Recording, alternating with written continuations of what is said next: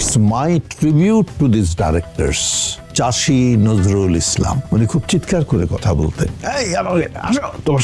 আমি আমার অনেক সময় যোগ করে বলতাম যে চাষি ভাই আপনি কি বাড়িতে ভাবির সাথে রোমান্টিক কথা ওইভাবে বলেন? ওটা একটা চিৎকার। রুনা লায়লা একটি ছবি করেছে জীবনে, সেই ছবির নাম হলো শিল্পী। সেই ছবিতে রুনা অভিনয় করেছে এবং তার সাথে আমি কাজ করেছি। চাষি ভাই যখন প্রথম আমাকে ফোন করলো যে আলমগীর তুমি একটি ছবি করবে, ছবির নাম শিল্পী, আমি রুনাকে কাস্ট করেছি। আমি বলি চাষি ভাই ইউ মাস্ট বি জোকিং, সে কাজ করবে না।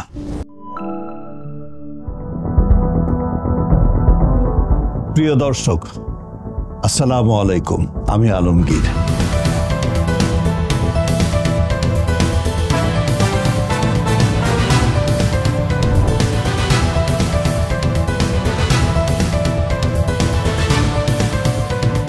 আমি আসলে ছোট ছোট করে বলে যাচ্ছি, কারণ 70-75 জন ডাইরেক্টরের কথা বলতে এ তো কয়েক মাস লাগবে। আর আমি যদি প্রত্যেকজন ডাইরেক্টরের ইন্ডিভিজুয়াল সবকিছু নিয়ে কথা বলি, তাহলে 1-1.5 ঘন্টা কথা বলতে হবে এক একজন ডাইরেক্টরকে নিয়ে।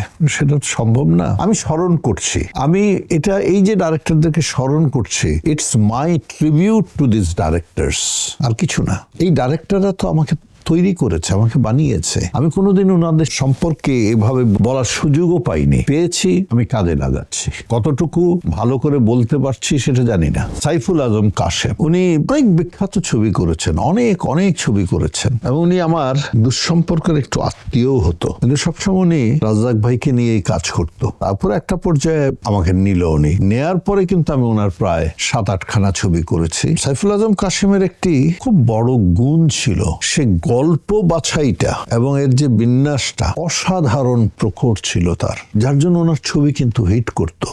উনি গল্পটা নিয়ে সাধারণ দর্শকদের কাছে চলে যেতে পারত, মানে সাধারণ দর্শকদের অন্তরে বাস করতে পারত। এর জন্য ওনার ছবি অনেক চলতো। তো উনি তো লাস্ট ছবি আমাকে নিয়ে করেছে। তারপর একটা পর্যায়ে ওনারা তো সবাই ফিল্ম ছেড়ে দিলেন, আমরাও ছেড়ে দিলাম। আমরা প্রাচীন থেকে প্রাচীনতম হতে থাকলাম। আমি আমার জীবনে 2জন নায়ক পরিচালকের ছবিতে বোধহয় কাজ করেছি, বাকিটা বলতে পারবো না, মনে নেই। একটা হলো আজিম ভাই, সে বিখ্যাত অভিনেতা, এবং আরেকটা হলো বুলবুল আহমেদ সাহেবের। আজিম ভাই ঠিক আছে, গতানুগতিক ছবি বানাতেন, কমার্শিয়াল ছবি বানাতেন, কমার্সটা বুঝতেন, ফাইন। আজিম ভাইয়ের আমরা ছিলাম স্নেহের পাত্র, অনেক সিনিয়র আর্টিস্ট ছিল, আমাদের অনেক ভুল ত্রুটিও নেই, ক্ষমা সুন্দর দৃষ্টিতে দেখতেন। আজিম ভাই এটা তো হলো না, বলে কর না, একটা কর, একটা ঠিক কর, এরকম। আর বুলবুল আহমেদ ছিলেন খুব হিসেবি ডাইরেক্টর, খুব হিসেব করে শট নিতেন, অভিনয়টুকু হিসেব করে হতে হবে, এই শটের সাথে পরের শট।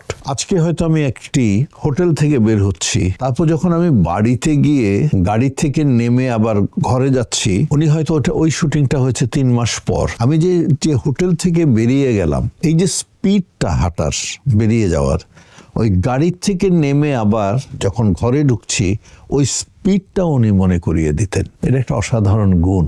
তো খুব সুন্দর, খুব ভালো ডাইরেক্টর ছিলেন। আমি ওনার 2টা ছবি করেছি। আমি একটা ব্যাপারে খুব কাঁচা, নাম মনে রাখতে পারি না, অনেক বন্ধু বান্ধবের নাম ভুলে যাই, ছবির নাম ভুলে যাই, যার জন্য অনেকের ছবির নামও বলতে পারছি না। বুলবুল ভাইয়ের একটা ছবি বোধহয় করেছিলাম, কত যে আপন, বাকিটা মনে নেই। 2টা ছবি করেছি। এরপর আমি বলি শেখ নজরুল ইসলাম, উনিও সম্ভবত জহির রায়হান সাহেবের অ্যাসিস্ট্যান্ট ছিলেন। উনিও খুব গুছানো ডাইরেক্টর ছিলেন, সামাজিক ছবি করতেন, এবং ওনার একটি গুণ ছিল, উনি ছবির সংলাপ নিজে লিখতেন এবং খুব ভালো সংলাপ লিখতেন। ওনারও অনেকগুলো ছবি করেছি, তো ভালো। ওনার সম্পর্কে কি বলবো, ওনার সবকিছু তো ভালো। আগেকার ডাইরেক্টর সবাই এক একজন মানে দিকপাল। আমি তো কি ওদের সম্পর্কে বলাটা, আমি নস্যি একজন ওদের সামনে। তো যতটুকু বলার, ওনাদের ছবি করেছি, ওনাদেরকে স্মরণ করছি, এটাই বড় কথা। তারপর বলি আজহারুল ইসলাম খান, ওনারও বেশ কয়েকটা ছবি করেছি আমি। এই যে অনেক ডাইরেক্টরদের কথা বললাম, এই সব ডাইরেক্টরই কিন্তু একটা সময় রাজ্জাক ভাইকে নিয়ে ছবি করতেন। আমি খুব লাকি, ওনারা পরবর্তীতে আমার কাছে এসছে। আজার ভাই রাজ্জাক ভাইয়ের ক্যাম্পের একজন ডাইরেক্টর, উনি আমাকে নিলেন, ওনারও বেশ কিছু ছবি করলাম। উনি কিন্তু অসাধারণ একজন মেকার ছিল, উনি একজন অসাধারণ ইমোশনাল মানুষ ছিল, কিন্তু ওনার ইমোশনটা উনি শো করতেন না, একেবারে চেপে থাকতো, আস্তে আস্তে কথা বলতো, ছবি বানাতো। উনি কতটুকু ইমোশনাল মানুষ ছিলেন, ওনার একটি ছবির নাম যদি বলি আপনারা কিছু টাচ করতে পারবেন। ওনার একটা ছবি করেছিলাম, ছবির নাম মরণের পরে। সেই ছবিটাও আলমগীর শাবানা, মানে এত এতটা ইনভলভ হয়েছিলাম সেই ছবির সাথে, একটা পর্যায়ে উনি আমাদেরকে আর ব্রিফ করতেন না শর্টগুলো। উনি বলতেন যে এই অবধি শুটিং হয়েছে, আজকে কিন্তু এখান থেকে শুরু হবে, আপনারা পেছনে যা করেছেন মনে আছে? জি, আপনারা এখান থেকে শুরু করেন। মানে উনি এমন ভাবে ইমোশনালি আমাদেরকে ইনভলভ করে দিল, আমরা অটোমেটিক্যালি ওনার ইমোশনটা নিয়ে কিন্তু চলেছি এবং ছবিটা করেছি। ছবিটা আমার একটি প্রিয় ছবির মধ্যে একটি ছবি।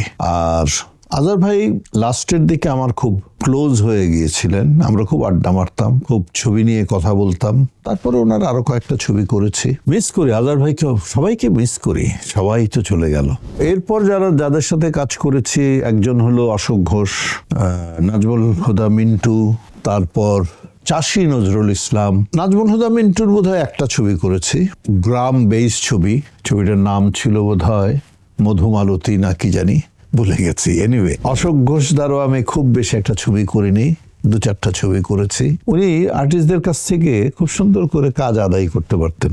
যে আমি হয়তো একটা শর্ট দিলাম, শর্টটা কিন্তু ওনার পছন্দ হয়নি, উনি কি করতো, বাবা আলমগীর কি শর্ট দিয়েছেন আপনি, দারুণ, আমার না একেবারে এখানে লেগে গেছে, কিন্তু আমি জানি আপনি চাইতে ভালো পারেন, আর একটা শর্ট দেন না।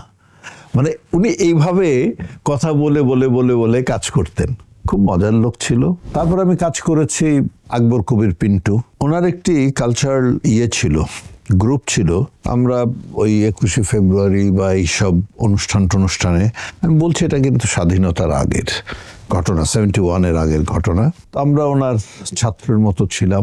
পরবর্তীতে উনি চলচ্চিত্র পরিচালক হলেন। আমি যখন ফিল্মে এলাম আমাকে কাস্ট করলেন, কয়েকটা ছবি করলাম। ওনার সাথে আমার সম্পর্কটা ওই শিক্ষক এবং ছাত্র, কারণ উনি সেই ছোটকাল থেকে আমাদের একটু ট্রেনিং দিয়েছে, যার জন্য একটু দূরে দূরেই থাকতাম। কিন্তু ওনার ছবি করেছি, 2-3টা ছবি করেছি। ওনার একটি ছবির নাম এখন মনে হচ্ছে, বশির ভাই ছিল আমাদের একজন বিখ্যাত প্রডিউসার, ওনার ছবি আওয়াজ।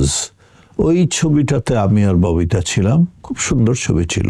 সেই পিন্টু ভাইয়ের ছবি করেছি। তারপরে ছবি করেছি আমি, এখন যেই নামটি আমি নেব, একজন বিখ্যাত পরিচালক চাষী নজরুল ইসলাম। উনি আমাদের দেশের একজন পরিচালক যে ম্যাক্সিমাম নাম্বার অফ সাহিত্য নির্ভর ছবি উনি করতেন। তো ওনার সাথে আমি ছবি করেছি। আর উনি গলা নামিয়ে কথা বলে না, যে একটু আস্তে কথা বলে, এটা বলতে পারতেন না। উনি খুব চিৎকার করে কথা বলতেন। আমি আমার অনেক সময় যোগ করে বলতাম যে, চাষী ভাই আপনি কি বাড়িতে ভাবির সাথে রোমান্টিক কথা ওইভাবে বলেন? বলে হা হা, ওটা একটা চিৎকার। তো এইটা ভেরি মাই ডিয়ার ম্যান, খুব ফুর্তিবাজ লোক ছিল। তো উনি একটি অসাধ্য সাধন করেছিল। উনি আপনাদের প্রিয় শিল্পী রুনা লায়লাকে চলচ্চিত্রে অভিনয়ে এনেছিল। রুনা লায়লা একটি ছবি করেছে জীবনে, সেই ছবির নাম হলো শিল্পী।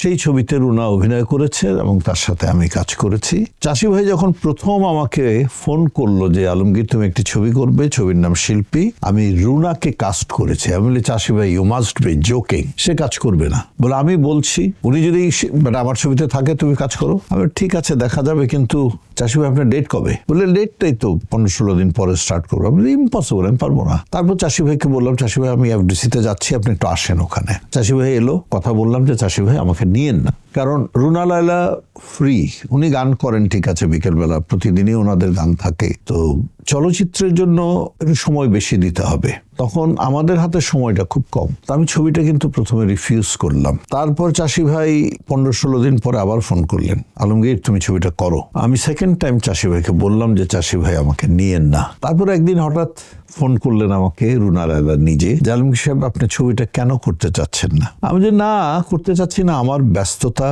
আপনার কষ্ট হবে, আমার জন্য বসে থাকতে হবে, হয়তো আরো অনেক ঝামেলা হতে পারে, এই কারণে আমি করতে চাচ্ছি না।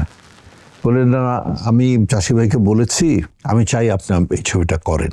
ঠিক আছে, আপনার মতো একজন ইন্টারন্যাশনালি ফেমড আর্টিস্ট আমাকে ফোন নিজে করেছেন, আমি কথা দিচ্ছি আমি যেভাবে পারি ডেট ম্যানেজ করে ছবিটা করব। এই হলো ছবিটা করার পেছনের ঘটনা। তো করেছি চাষী ভাইয়ের সাথে, খুব আনন্দ পেয়েছি কাজ করার সময়। মানে আমরা অভিনয় করছি এটা মনে হতো না চাষী ভাইয়ের ছবিতে, হই হুল্লোড় এটা সেটা, মানে এই আর আনন্দ একটু অন্য, ওই তরকারিটা একটু আনো, ওটাও নিয়ে আসতে বলতে পারতেন, এই খাবার নিয়ে আসো, মানে এইভাবে কথা বলতেন আর কি। অনেক সময় ভয় লাগতো এরে আমার উপর বোধহয় খেপে গেল। এবং উনি রুনার সাথেও কিন্তু এভাবে কথা বলতেন। তখন রুনা ম্যাম ছিল, আমি এনিওয়ে এখন রুনা বলে ফেললাম। তো এই ছবি করলাম, ছবি রিলিজ হলো, ছবিটা অ্যাভারেজ ব্যবসা করেছে। এরপরে যে নামটা আমার মনে পড়ছে সেটা হলো জহর ভাই ডাকতাম, পুরো নামটা ছিল জহিরুল হক। উনি সেই বিখ্যাত ছবি স্বাধীনতার পরের রংবাজ ছবির পরিচালক। রাজ্জাক ভাই প্রথম অ্যাকশন যোগ আনলো এই চলচ্চিত্রে। কিন্তু উনি জহর ভাই, আমি জহর ভাই বলি কারণ জহিরুল হক আমরা বলে অভ্যস্ত নই। জহর ভাই কিন্তু ওই রংবাজ ছবির পরিচালক, এটা আপনি ভাবতে পারবেন না দেখলে। একজন ঠান্ডা মানুষ, খুব আস্তে আস্তে কথা বলতেন, অসাধারণ লেখার হাত ছিল, সুন্দর সংলাপ বলতে পারতেন, খুব সুন্দর সুন্দর সংলাপ লিখতেন। অনেক না, 2-3টা ছবি করেছে জহর ভাইয়ের। একটি ছবির কথা আমার মনে পড়ছে, সেই ছবিটা হলো কেউ কারো নয়। সেখানে একটি বিখ্যাত গান ছিল, ভালোবেসে গেলাম শুধু ভালোবাসা পেলাম না, আশায় আশায় দিন যে গেল আশা পূরণ হলো না। এই গানটির সুরকার ছিল আলম খান, আর গানটি লিখেছিল আলম খানেরই বন্ধু, আমাদের বন্ধু প্রয়াত মুকুল চৌধুরী, গেয়েছিল অ্যান্ড্রু কিশোর। এরকম আরো অনেক ডাইরেক্টর আস্তে আস্তে বলবো আপনাদেরকে।